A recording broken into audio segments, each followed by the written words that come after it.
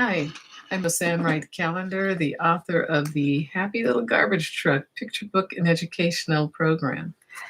It's a book and teacher's guide and student activity guide that helps students learn how to develop better literacy skills by challenging them if they're at that particular level or encouraging them if they're just starting out. And I kind of tried to make this program three different levels for the different learning styles and ability levels. So it's wonderful. I used it myself. It's a fantastic way to start off a new semester because you're actually teaching children while you're setting up your centers and also getting them into the routine of your classroom. It's as easy as reading a picture book, is what I like to say. So check it out. I put the information on my in my description box, and I have to say that these last few weeks have been truly busy. Yes, it is summer vacation, and summer is the time school's out. But I've been launching and setting up, rather, to launch my young adult novel called Making Do. And I'll tell you more about that in the near future, but it's taking a lot of my focus. But I don't want to leave off on these conversations because we're just getting into a truly important part in helping our students learn how to be critical thinkers. And I found this wonderful article by Z. Hereford, and it was entitled How to Think for Yourself. And I said, oh my goodness, this lady has already done all the research, and it's under her website, essentiallifeskills.net. But in my research, looking around for articles that I could sort of build on and take a launching pad type approach from, this article was just incredible. And so Miss Hereford starts off by giving 5 essential points of thinking for yourself. And I'll go over what I have distilled from her article. First, she says that we're just going to overview today, and then I will go in deeper as I usually do in the future talks. First, she said, develop a strong sense of self.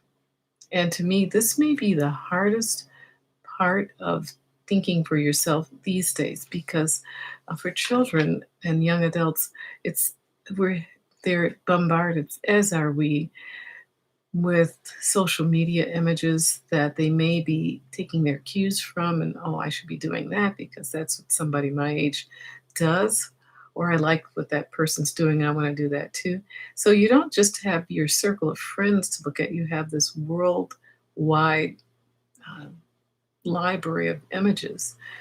And thinking for yourself is harder than just picking up a persona of someone that you like from, in our day, a movie or a commercial or something, but now it's social media. So even though it is a little bit more difficult to extricate yourself from all of those images, it can be done. Number 2 is to stay well informed, and this will help us become more of the critical thinkers that I think we can become as we look at information and dissect it, look at multiple sources of information, not just one key source, but look at what other people. And I just heard an article on the news yesterday on the radio where someone mentioned that they like to look at the BBC or the British broadcasting programs because they take a more critical look at us than we do sometimes ourselves. And, you know, it could be, I was in England for a while with the teachers exchange program years ago.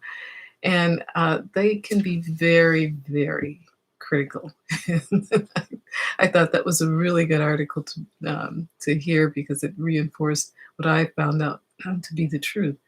But there are multiple sources of information, and I think that we owe it to ourselves to look into other ways of seeing something. Be flexible, which kind of dovetails out of that point. Um, Try to think outside of the box. Someone had suggested when I was teaching a class, one of my professors was saying what he did to um, do things a little, shake things up a little bit, was to use his other hand, the non-dominant hand for writing. And so I was teaching a class showing my students that it how difficult it could be to use that other hand because they've been practicing with the right hand now that you're using the left. But I've read another article later on that this helps the brain kind of make connections that it normally wouldn't make. So that's one way of being flexible. There are many others. Number four was identify biases. And these days, it's another critical thinking skill that sometimes we think the way we think is, fine. And we don't have any biases, but we all do.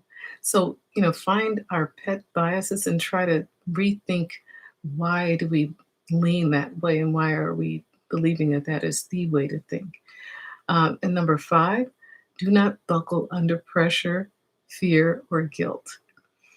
Now, with all of the other skills that we're developing, this one, um, by practice, can become easier. It is a difficult skill to develop, but this is a skill building, a character building skill that we can actually grow from. So, in the future talks, we'll go through each of these. So, thank you so much. Please comment below, please share, please subscribe. And thank you so much for being with me today. Bye bye.